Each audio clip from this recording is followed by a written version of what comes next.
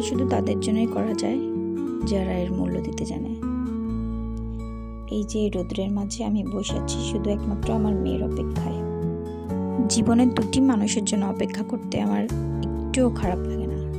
এক হলো আমার হাজব্যান্ড আর এক আমার মেয়ে।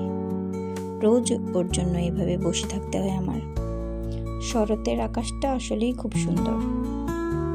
আগে প্রতি বছর শরতের মধ্যে গ্রামে যাওয়া হতো।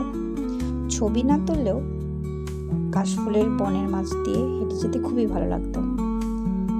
এখন আর যাওয়া হয় না, মেয়ে আর সংসারের চাপে। তাই বসে বসে আকাশ দেখছি আর ভাবছি আগের দিনগুলোর কথা।